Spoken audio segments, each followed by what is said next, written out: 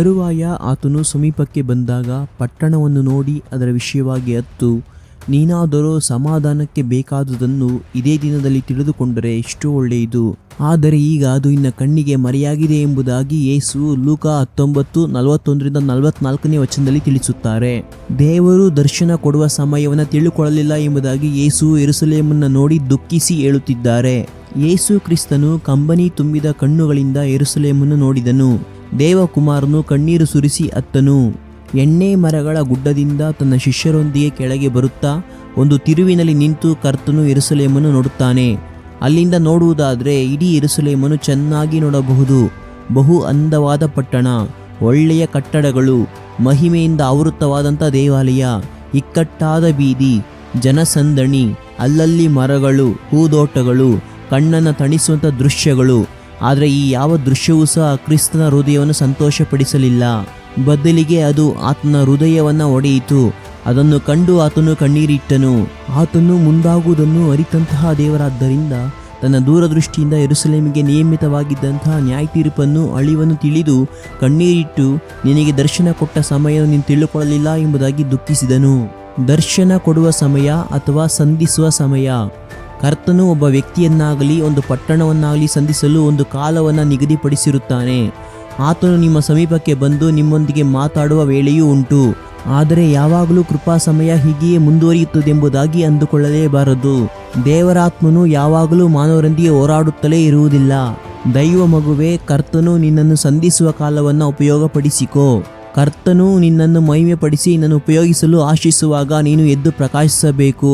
ಪ್ರತಿಯೊಂದು ಕಾರ್ಯಕ್ಕೂ ಕಾಲವು ಕ್ಲುಪ್ತವಾಗಿದೆ. ಹುಟ್ಟುವ ಸಮಯ, ಸಾಯುವ ಸಮಯ, ನೆಡುವ ಸಮಯ, ಹೀಗೆ 28 ಬಗೆಯ ಸಮಯಗಳನ್ನ ಸಾಲಾಗಿ ಕುರಿತು ಪ್ರಸಂಗಿಯು 3ನೇ ಅಧ್ಯಾಯದಲ್ಲಿ ವಿವರಿಸುತ್ತಾನೆ. ಇವೆಲ್ಲಕ್ಕಿಂತಲೂ ಬಹುಮುಖ್ಯವಾದ ಒಂದು ಸಮಯವೇ ದೇವರು ನಿನ್ನನ್ನು ಸಂಧಿಸುವಂಥ ಸಮಯ, ನಿನ್ನನ್ನು ಪುನಶ್ಚೇತನಗೊಳಿಸುವಂಥ ಸಮಯ, ನಿನ್ನೊಂದಿಗೆ ಒಡಂಬಡಿಕೆ ಮಾಡಿಕೊಳ್ಳುವಂಥ ಸಮಯ, ಆತ್ಮನಿಂದಲೂ ಬಲದಿಂದಲೂ ತುಂಬಿಸುವಂಥ ಸಮಯ. ಒಂದು ರಾತ್ರಿ ಸಮಯದಲ್ಲಿ ಯಬ್ಬೋಕ್ ನದಿ ದಡದಲ್ಲಿ ಕರ್ತನು ಯಾಕೋಬನನ್ನು ಸಂಧಿಸಿದನು. ಆ ಸಮಯವು ಯಾಕೋಬನಿಗೆ ತನ್ನ ಸಹೋದರರನ್ನು ಭಯದಿಂದಲೂ ನಡುಕದಿಂದಲೂ ಸಂಧಿಸಬೇಕಾಗಿದ್ದ ಸಮಯವಾಗಿತ್ತು.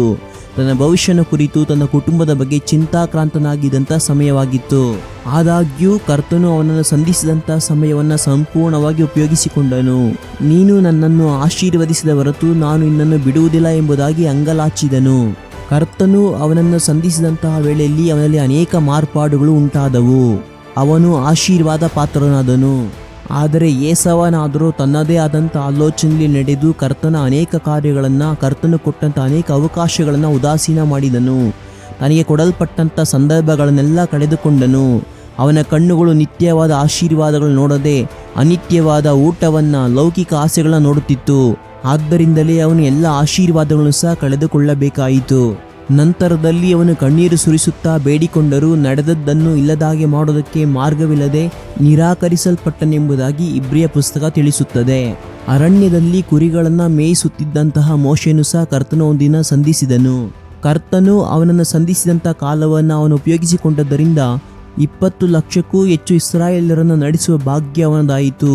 ಸತ್ಯವೇದದಲ್ಲಿ ನಿರಂತರವಾದ ಸ್ಥಳ ದೊರೆಯಿತು.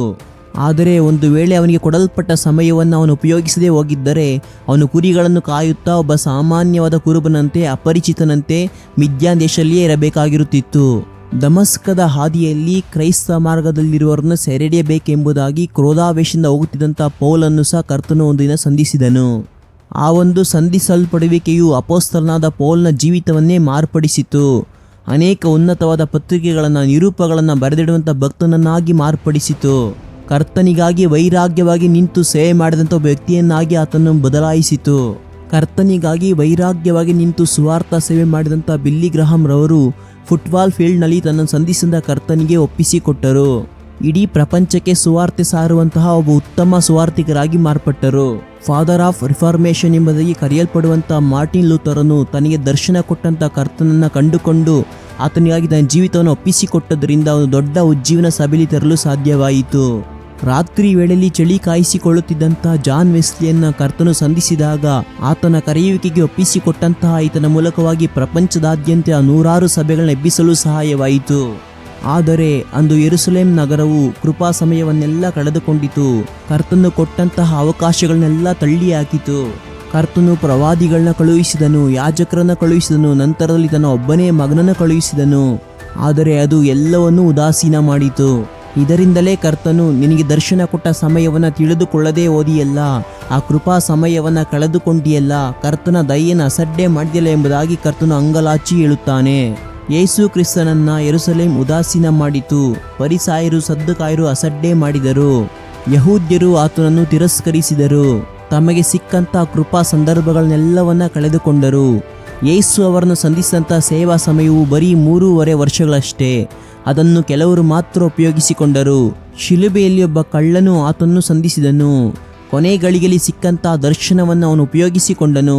ಕೆಲವೇ ಗಂಟೆಗಳಲ್ಲಿ ನರಕಕ್ಕೆ ಹೋಗಬೇಕಾಗಿದ್ದಂತಹ ಅವನು ತನ್ನ ಆತ್ಮರಕ್ಷಣೆಯನ್ನು ಕಂಡುಕೊಂಡನು. ಪರದೈಸನ್ನು ಪ್ರವೇಶಿಸಲು ವಾಗ್ದಾನವನ್ನು ಪಡೆದುಕೊಂಡನು. ಆದರೆ ಯಹೂದ್ಯರಿಗಾದರೋ ಇಂದಿಗೂ ಸಹ ಬಾಗಿಲು ಮುಚ್ಚಲ್ಪಟ್ಟಿದೆ. ಇಂದಿಗೂ ಸಹ ಕರ್ತನ ಕುರಿತಾದ ಪ್ರವಾದನೆಯಾಗಲಿ ಪ್ರಕಟಣೆಯಾಗಲಿ ಅವರಿಗೆ ಸಿಗುತ್ತಿಲ್ಲ. ಈ ಪ್ರಪಂಚದ ಅಂತ್ಯಕಾಲದಲ್ಲಿ ಜೀವಿಸುತ್ತಿರುವಂಥ ನಾವು ಕೃಪಾಕಾಲವು ಮುಗಿದು ಹೋಗುತ್ತಿದೆ ಎಂಬುದನ್ನು ಚೆನ್ನಾಗಿ ತಿಳಿದವರಾಗಿರಬೇಕು. ದೈವ ಮಗುವೆ, ಕೃಪೆಯ ಬಾಗಿಲು ಎಂದಿಗೂ ಸಹ ತೆರೆದಿರುವುದಿಲ್ಲ. ಕರ್ತನು ನಿನ್ನನ್ನು ಕಣ್ಣೀರಿನಿಂದ ನೋಡುತ್ತಿರುವನು. ಕ್ರಿಸ್ತನು ನಿನ್ನನ್ನು ಸಂಧಿಸುವಂಥ ಸಮಯವನ್ನು ನೀನು ಉಪಯೋಗಿಸಿಕೊಳ್ಳುವುದು ಅಥವಾ ಉದಾಸೀನ ಮಾಡಿಕೊಳ್ಳುವುದು ಅದು ನಿನ್ನ ಕೈಯಲ್ಲಿಯೇ ಇದೆ. ಕರ್ತನು ಕೊಡುತ್ತಿರುವಂತಹ ಕೃಪಾ ಸಮಯಗಳನ್ನೆಲ್ಲ ನೀನು ತಳ್ಳಿ ಹಾಕುತ್ತಲೇ ಬರುತ್ತಿರುವುದಾದರೆ ಎಚ್ಚರ, ಕರ್ತನು ಬೇಗನೆ ಬರುತ್ತಿದ್ದಾನೆ. ನೀನು ಮುಂದಿನ ನಿನ್ನ ನಿತ್ಯತ್ವವನ್ನು ಎಲ್ಲಿ ಕಳೆಯುವಿ ಎಂಬುದನ್ನು ಆಲೋಚಿಸಿ ನೋಡು. ಆಮೇನ್.